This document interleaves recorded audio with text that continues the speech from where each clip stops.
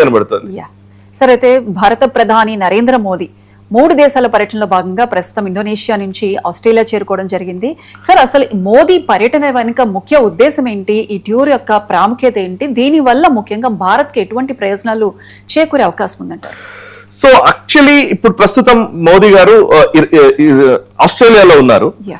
Australia పర్యటనకి ముందు ఆయన ఇండోనేషియాలో పర్యటించారు. ఇండోనేషియా తర్వాత ఆస్ట్రేలియా నుంచి ఆయన న్యూజిలాండ్ కి వెళ్తారు నెక్స్ట్. ఇక్కడ ఈ 3 దేశాల పర్యటన అంతకు ముందు జరిగినటువంటి గత 2 నెలల నుంచి, అంటే ఈ ఇరాన్ యుద్ధం మొదలైన దగ్గర నుంచి ఇప్పటి వరకు నరేంద్ర మోదీ గారి పర్యటనల లిస్ట్ చూస్తే ప్రతి పర్యటన వెనుక ఏదో ఒక వికసిత్ భారత్ కి సంబంధించిన ఒక లక్ష్యం ఉంది. ప్రతి పర్యటన నుంచి ఏదో ఒక అవుట్కమ్ ఉంది, అంటే సిగ్నిఫికెంట్ అవుట్కమ్. మామూలు ఏదో పోయి అక్కడికి వెళ్ళేసి ఒక పర్యటన చేసుకుని రావడం కాకుండా ఆయన ప్రతి పర్యటనకు వెళ్లే ముందు ఆయన తరపున ఫస్ట్ జయశంకర్ గారు వెళ్తారు అండ్ అజిత్ దోవల్ గారు వెళ్తారు. ఈ ఇద్దరిని ముందు ఆయన అక్కడికి పంపించడం జరుగుతుంది. అండ్ ఇంకోటి ఏంటంటే ట్రేడ్ పరంగా చూస్తే పీయూష్ గోయల్ చాలా యాక్టివ్ గా పనిచేస్తున్నారు. సో పీయూష్ గోయల్ ఆయన కామర్స్ మినిస్టర్ కాబట్టి. సో ఈ 3 మంత్రిత్వ శాఖలు చాలా బిజీగా ఉన్నాయి. గత ఒక సంవత్సర కాలంగా చూస్తే వెరీ బిజీ యాక్టివిటీస్ నడుస్తున్నాయి.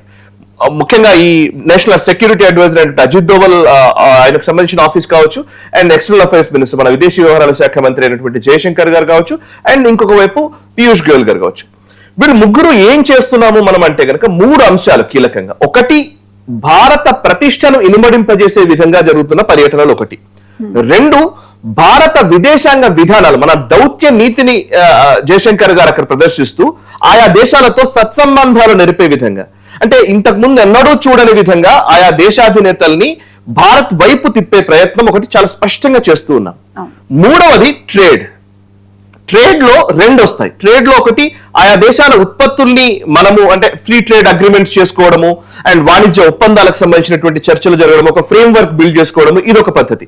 2వది డిఫెన్స్ కి సంబంధించినటువంటి మన ఎక్స్పోర్ట్స్ వైపు మనం దృష్టి పెట్టాం.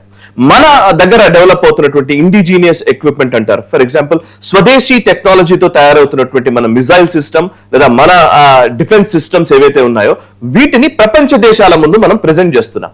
అండ్ ప్రపంచ దేశాలు వాటిని ఎక్కువ ఆసక్తిగా చూస్తూ ఉన్నాయి. ఈ 3 అంశాల మీద మనం డిస్కస్ చేద్దాం. ఫస్ట్ అసలు యాక్చువల్లీ 3 దేశాల పర్యటనలో మనకు చాలా సిగ్నిఫికెంట్ గా కనబడుతుంది. ముఖ్యంగా ప్రపంచ దేశాలని మనం గమనిస్తే ప్రపంచ దేశాల్లో ఒక 3-4 గ్రూప్స్ చాలా ఇంపార్టెంట్ గ్రూప్స్ అన్నమాట. ఫర్ ఎగ్జాంపుల్ ఒకటి గల్ఫ్ దేశాల కూటమి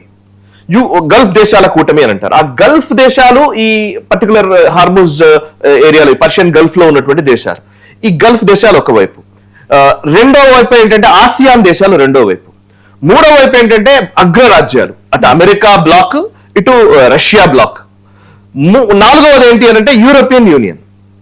ఈ 4 చాలా కీలకం. సో ఒకవైపు రష్యాతో మనం సత్సంబంధాలు నడుపుతూ ఉన్నాము, రష్యా తోటి మనం డిఫెన్స్ డీల్స్ చేసుకుంటున్నాము, మనకు చాలా సంవత్సరాలుగా ఒక మంచి మిత్ర దేశంగా ఉంది. ఇంకోవైపు అమెరికా తోటి కూడా మన టెక్నాలజీ డెవలప్మెంట్ నడుస్తుంది, టెక్నాలజీ ఇన్వెస్ట్మెంట్స్ జరుగుతున్నాయి. ఆ దేశంతో కూడా మనం జీ ఇంజిన్ గురించి మాట్లాడుతున్నాము, వాళ్ళతో కూడా మంచి రిలేషన్స్ మెయింటైన్ చేస్తున్నాం. ఈవెన్ ఇప్పుడు ఫ్రీ ట్రేడ్ అగ్రిమెంట్ కి సంబంధించి కూడా చర్చ జరుగుతోంది. సరే, డొనాల్డ్ ట్రంప్ వచ్చిన తర్వాత కొంత పిచ్చి ప్రేలాపనలు చేయడంతో కొంచెం ఆపేశారు వాటిని. యూరోపియన్ యూనియన్ తోటి ఆల్రెడీ మనం ఫ్రీ ట్రేడ్ అగ్రిమెంట్ చేసుకున్నాం, యూరోపియన్ దేశాల కూటమితోటి మనము ఫ్రీ ట్రేడ్ అగ్రిమెంట్ చేసుకున్నాము, అండ్ యూకే తోటి ఫ్రీ ట్రేడ్ అగ్రిమెంట్ చేసుకున్నాము. సో ఈ పర్టికులర్ సిచ్యువేషన్ లో అటు గల్ఫ్ దేశాలతో యుఏఈ కావచ్చు, సౌదీ అరేబియా కావచ్చు, ఈవెన్ బహ్రెయిన్ కావచ్చు, ఒమన్, కువైట్, ఈ దేశాధినేతలందరితోటి కూడా మోదీ గారు చాలా అద్భుతమైన రిలేషన్స్ మెయింటైన్ చేస్తున్నారు. అందులోనూ యుఏఈ తోటైతే ఈ మధ్య కాలంలోనే ఒక డిఫెన్స్ ఒప్పందం చేసుకున్నాము. అండ్ అంతేకాదు వాళ్ళతో ఆయిల్ కి సంబంధించి ఒక పైప్ లైన్ మనం ఏర్పాటు చేసుకుంటున్నాం. ఇవన్నీ కూడా గత 3 నెలల్లో వచ్చిన డెవలప్మెంట్స్ చెప్తున్నాను నేను. యుఏఈతో ఒక 6 నెలలు సంవత్సరం లోపల ఎంత డిఫరెన్స్ కనబడుతోందంటే యుఏఈతో గతంలో ఉన్న రిలేషన్స్ కి ఇప్పుడు రిలేషన్స్ కి చాలా డిఫరెన్స్ కనబడుతోంది. ఇప్పుడు ఆసియాన్ దేశాల కూటమికి సంబంధించినటువంటి వాళ్ళతో మనం చర్చలు జరుపుతున్నాం. అందులో ఆసియాన్ దేశాలంటే ఏమేంటి అని అంటే కనుక Brunei, Cambodia, Indonesia, Laos, Malaysia, Myanmar, Philippines, Singapore, Thailand, Vietnam, ఈ దేశాలన్నీ ఆసియాన్ దేశాలు అంటారు. ప్రస్తుతం భారత ప్రధాని నరేంద్ర మోదీ గారు ఇండోనేషియాకి వెళ్లారు. ఇండోనేషియా ఆసియాన్ దేశాల్లో కీలకమైనటువంటి ఒక దేశం. ఈ ఆసియాన్ దేశాల్లో ఇప్పటికే మనము మన మిజైల్స్, ముఖ్యంగా బ్రహ్మోస్ సిస్టమ్ ఏదైతే ఉందో బ్రహ్మోస్ ని ఇప్పటికే మనం ఫిలిప్పైన్స్ కి ఇచ్చాము, వియత్నాం కి ఇచ్చాము, ఇప్పుడు ఇండోనేషియా కూడా బ్రహ్మోస్ ఇస్తున్నాం. సో అంటే ఆసియాన్ దేశాలకు ఎందుకు అంత ఇంపార్టెంట్ అంటే ఆసియాన్ దేశాలు మొదటి నుంచి కూడా చైనా కంట్రోల్లో ఉన్నాయి. నిజంగా చెప్పాలంటే చైనా డిక్టేట్ చేస్తూ వచ్చింది చాలా సంవత్సరాలుగా. ఇవాళ ఆసియాన్ దేశాలు చైనా నుంచి దూరం జరగడానికి ఆలోచిస్తున్నటువంటి టైంలో వాళ్ళ భారత్ వైపు చూస్తున్నారు.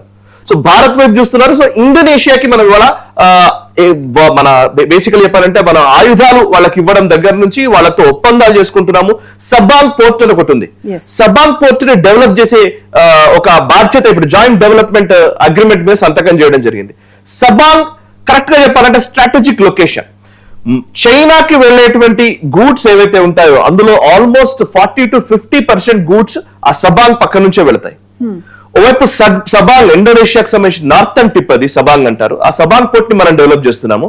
సబాంగ్ కి కొన్ని మైల్స్ దూరంలోనే పైకి అంటే నికోబార్ ఐలాండ్స్ కి సదరన్ టిప్ అంటే దక్షిణాదిలో ఉండేటువంటి చివరి భాగం అదేంటంటే ఇందిరా పాయింట్ అంటారు. ఆ ఇందిరా పాయింట్ దగ్గర మన ఆర్మీ ఎస్టాబ్లిష్మెంట్ ఉంది, మిలిటరీ ఎస్టాబ్లిష్మెంట్ ఉంది. So Indira point, Sabang port ఈ రెంటి మధ్యలో నుంచే చైనాకు సంబంధించిన ట్రేడ్ నడుస్తుంది. అంటే ఇక్కడ మనం సబాంగ్ పోర్ట్ ఎప్పుడైతే ఇండోనేషియా ఇండియా కలిపి నిర్మిస్తామని ప్రకటించిన తర్వాత చైనాలో ఒక రకమైన ఒక టెన్షన్, ఒక వణికైతే మొదలైంది అనుకో. ఎగ్జాక్ట్లీ. ఇప్పుడు మనం హార్మోజ్ గురించి ఏదైతే మాట్లాడుతున్నామో హార్మోజ్ కి 10 టెన్షన్ ఇవాళ చైనా పడుతోంది. వై? బికాస్ హార్మోజ్ ని ఆపగానే ప్రపంచం మొత్తం అతలాకుతలమైంది. ఒక ఇరాన్ కి హార్మోజ్ ఎలాగో ఇవాళ భారత్ కి సబాంగ్ కాబోతోంది. సో సబాంగ్ పోర్ట్ ని మనం డెవలప్ చేస్తున్నాము అని అంటే కనుక అక్కడ మనం నేవల్ షిప్స్ పెడితే కనుక మనము ఇందిరా పాయింట్ నికోబార్ ప్రాజెక్ట్ మనం ఒకటి చేస్తున్నాం. ఈ నికోబార్ ప్రాజెక్ట్ లో భాగంగా ఆ పర్టికులర్ అండమాన్ నికోబార్ దీవుల్ని మనం డెవలప్ చేస్తున్నాము. అక్కడ మన ఎయిర్ ఫ్లీట్ ఉండబోతుంది. మన air craft almost like static air craft carrier గా మనం దాన్ని పెట్టబోతున్నాం. సో దానికి ఎట్ ద సేమ్ సబాంగ్ కి మధ్యలో నుంచే వాళ్ళ చైనా షిప్లు వెళ్ళాలి. సో దాన్ని మనం ఆపగలిగితే ఒకవేళ ఏదైనా చైనా కనుక పాకిస్తాన్ కి సపోర్ట్ చేసి యుద్ధంలోకి దిగి మన పైన యుద్ధానికి తెగబడితే చైనాని పూర్తిగా మనం కట్టడి చేయగలం ఒక Sabang port and Indira point వల్ల. సో ఇది మోస్ట్ స్ట్రాటజిక్ ట్రిప్ ఈ ప్రస్తుతం అయితే. అందుకే ఇండోనేషియా ప్రెసిడెంట్ భారత ప్రధానిని అంతగా ప్రశంసలు గుప్పించడము మీరు చూస్తుంటారు. ఆ వీడియోలో ఆయన మాట్లాడిన విధానము అవన్నీ చూస్తుంటే అయితే అసలు ఇండోనేషియా ఇంతలా భారత్ కి దగ్గర ఎలా అయింది అని చాలా మంది ఇప్పుడు ముక్కున వేలేసుకుంటున్నారు. అండ్ ఈ పర్టికులర్ ఒక ఇండోనేషియా వరకు మనం పరిమితం కాలేదు. ఇండోనేషియా నుంచి ఇంకా కొంచెం ముందుకెళ్తే వియత్నాం లో ఒక పోర్ట్ ని అదాని డెవలప్ చేస్తున్నారు. వియత్నాం లో ఉన్నటువంటి ఒక పోర్ట్ ని వియత్నాం కి బ్రహ్మోస్ ఇస్తున్నాం మనం, ఫిలిప్పైన్స్ కి బ్రహ్మోస్ ఇస్తున్నాం మనం. సో ఫిలిప్పైన్స్ తోటి ఆ చైనాకి పడట్లేదు. సో ఆసియాన్ దేశాల్లో 3 కీలక దేశాలతోటి మనం ప్రాజెక్ట్స్ పెట్టుకున్నాం, వాళ్ళతో మంచి డీల్స్ చేసుకున్నాం. కాబట్టి ఇప్పుడు చైనాకి చెక్ పెడుతున్నాం. అండ్ ఇంతేకాదు ఇప్పుడు మనం నెక్స్ట్ ఆస్ట్రేలియా గురించి మనం మాట్లాడితే ఆస్ట్రేలియాకి ఉన్న ఒక సిగ్నిఫికెన్స్ చెప్తాను. ఇందాక చెప్పినటువంటి ఆసియాన్ దేశాలు, యూరోపియన్ కూటమి ఇవన్నీ ఒకవైపు అయితే ఆంగ్లో సాక్సన్ దేశాలు అంటారు. అంటే 5 ఐస్ అంటారు, 5 కంట్రీస్. 5 కంట్రీస్ ఏంటి అని అంటే ఒకటి America, Canada, UK, Australia, New Zealand. ఈ 5 దేశాలు మొదటి నుంచి కూడా ఇది ఆల్మోస్ట్ ఎట్లా అంటే ఒకరికొకరు ఇచ్చిపుచ్చుకునే ధోరణిలో ఉంటారు. అంటే వేరు వేరు కాదు అనే ఒక భావన అనమాట. 5 ఐస్ అని అందుకే అంటారు బట్టి ఆంగ్లో సాక్సన్ కంట్రీస్. ఈ 5 దేశాలకు మంచి సంబంధాలు ఉంటాయి.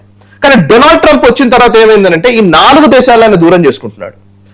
అందులో మేజర్ గా మార్క్ కార్నీ, కెనడా ప్రధాని మార్క్ కార్నీ అయితే డైరెక్ట్ గా ఆయన కెనడా గురించి ఆయన చేసిన వ్యాఖ్యనే ఉంది. డొనాల్డ్ ట్రంప్ ఏమన్నాడంటే కెనడా అసలు సపరేట్ దేశంగా మేము గుర్తించము, 51వ రాష్ట్రంగా అమెరికాలో చేరిపోండి అని చెప్పాడు. ఒక అవమానకర రీతిలో మార్క్ కార్నీ గురించి మాట్లాడిన విధానం, యూకేని విపరీతంగా విమర్శించిన విధానం, మొన్న ఈ మధ్య ఈవెన్ యూకేకి సంబంధించినటువంటి ప్రధానులందరి గురించి చాలా హేళన చేస్తూ మాట్లాడినటువంటి విధానం డొనాల్డ్ ట్రంప్ చేస్తూ వస్తున్నాడు. సో యూకే మొదటి నుంచి సెకండ్ వరల్డ్ వార్ నుంచి అంతకు ముందు నుంచి కూడా ఇద్దరి మధ్య మాకు తెలుసు కదా, ఇద్దరు విపరీతమైన మిత్ర దేశాలు. అట్లాంటి యూకే వాళ్ళ అమెరికా నుంచి బయటకు వస్తున్న పరిస్థితి, కెనడా కూడా పక్కా చూపులు చూస్తున్న సందర్భం. సో యూకే తోటి already Bharat free trade agreement చేసుకుంది, కెనడా తోటి కూడా మనం ఫ్రీ ట్రేడ్ అగ్రిమెంట్ ఆల్మోస్ట్ దగ్గరకు వచ్చింది. ఇక మిగిలింది ఆస్ట్రేలియా అండ్ న్యూజిలాండ్. ఇప్పుడు న్యూజిలాండ్ పర్యటనలో మోదీ గారు వెళ్తున్నారు కాబట్టి న్యూజిలాండ్ తో కూడా ఫ్రీ ట్రేడ్ అగ్రిమెంట్ చర్చలే నడుస్తున్నాయి. అండ్ ఆస్ట్రేలియా తోటి కూడా అగ్రిమెంట్స్, చాలా సీరియస్ అగ్రిమెంట్స్ చేసుకుంటున్నాం. ఇంకోటి ఏంటంటే చాలా ఇంట్రెస్టింగ్ అంశం ఏంటంటే క్వాడ్ దేశాలు అని అంటారు. క్వాడ్ దేశాలకు కూటమి అని మనం చాలా సార్లు మీరు వినుంటారు. క్వాడ్ అంటే 4 దేశాల కూటమి. చైనాకి ఆల్టర్నేట్ గా, చైనాకి చెక్ పెట్టడం కోసం Bharat, Japan, Australia and USA ఈ 4 దేశాలు కలిసి ఒక కూటమిని ఏర్పాటు చేసుకున్నాయి. కానీ డొనాల్డ్ ట్రంప్ వచ్చిన తర్వాత ఈ 4 దేశాల కూటమి ముందుకు వెళ్ళలే, దీనికి చాలా వరకు ఆయన స్టాల్ చేస్తూ వచ్చాడు. దీంతో భారత్ ఏం చేసిందంటే అటు జపాన్, ఆస్ట్రేలియా 2 దేశాలు ఉన్నాయి కదా, యాక్చువల్లీ నిజంగా ఎక్కువ ఎఫెక్ట్ అయ్యేది మనకే. బికాస్ చైనాకి, సౌత్ చైనా సీకి ఆనుకుని ఉన్నటువంటి దేశం జపాన్, పసిఫిక్ లోకి వచ్చిన దేశము అటు ఆస్ట్రేలియా, ఇటు భారత్ ఎట్లాగో ఉండనే ఉంది. సో భారత్, ఆస్ట్రేలియా, జపాన్ కలిసి యుఎస్ ముందుకు వచ్చినా రాకపోయినా, డొనాల్డ్ ట్రంప్ ఇంట్రెస్ట్ ఉన్నా లేకపోయినా, ఆ క్వాడ్ ఏదైతే ఆబ్జెక్టివ్స్ పెట్టుకుందో ఆ ఆబ్జెక్టివ్స్ ప్రకారం మనం అందరం పనిచేసుకుంటూ వెళదామని మనం డిసైడ్ అయిపోయాం. సో అందుకే మీరు ఇప్పుడు అబ్జర్వ్ చేస్తే జపాన్ ప్రధాని భారత్కి వచ్చారు మొన్న, ఇప్పుడు భారత ప్రధాని ఆస్ట్రేలియాకి వెళ్తున్నారు. సో డీల్ చూస్తుంటే మనకు అర్థమవుతుంది. సో చైనాకి చెక్ పెట్టడం కోసం భారత ప్రధాని ఇటు ఇండోనేషియాతో ఒప్పందం చేసుకున్నాం మనము, సబాంగ్ పోర్ట్ ఇందాక మాట్లాడాము, అండ్ ఆస్ట్రేలియాకి వెళ్తున్నారు. సో ఆస్ట్రేలియాకి వెళ్ళడం వల్ల ఆస్ట్రేలియా ఆబ్వియస్లీ చైనాకి సంబంధించిన చాలా వరకు మైనింగ్ కాంట్రాక్ట్స్ ఇవన్నీ కూడా ఆస్ట్రేలియాలో ఉంటాయి. సో ఆస్ట్రేలియా అక్కడ నుంచి బయటకు రావాలని చూస్తోంది. చైనా నుంచి బయటకు రావాలని అన్ని దేశాలు కోరుకుంటూ ఉన్నాయి. యూరోపియన్ కంట్రీస్ కూడా చైనా ప్లస్ పాలసీ తీసుకొచ్చాయి. మనం ఇప్పటి వరకు చైనా కోవిడ్ టైంలో అందరూ డిసైడ్ అయిపోయింది అంటే చైనా మీద డిపెండ్ అవ్వడం వల్ల మనం చాలా నష్టపోతున్నాము. చైనా నుంచి పక్కకు రావాలనుకున్నప్పుడు భారత్ ఒకటే ఒక ప్రత్యామ్నాయ శక్తిగా ఉంది. ఎట్ ద సేమ్ టైం మన ఒక మార్కెట్ లాగా కూడా ఉన్నాం. బేసికలీ 140 కోట్ల జనాభా ఉన్నటువంటి దేశము, అన్ని వనరులు ఉన్న దేశము, అండ్ ఇక్కడ ఇన్వెస్ట్మెంట్స్ చేస్తే కూడా దానివల్ల ROI, రిటర్న్ ఆన్ ఇన్వెస్ట్మెంట్ వస్తుంది. At the same time Bharat తో ఒక క్రెడిబుల్ పార్ట్నర్ గా భారత్ ని చూస్తున్నారు. చైనాను ఎప్పుడు క్రెడిబుల్ గా నమ్మరు, విశ్వసనీయమైనటువంటి మిత్ర దేశంగా చైనాను చూడరు. సో భారత్ కి ఇప్పుడు నిజంగా మోదీ గారు అన్నట్టుగా ఈ శతాబ్దం అంటే ఈ 100 సంవత్సరాలు భారత దేశానికి సంబంధించినటువంటి శతాబ్దంగా ఆయన అభివర్ణించాడు. అదే ఇప్పుడు జరుగుతున్నట్టుగా స్పష్టంగా మనకు కనపడుతుంది. 2026లో మనం ఉన్నాము, కానీ నెక్స్ట్ 20-30 years లో ఏదైతే వికసిత్ భారత్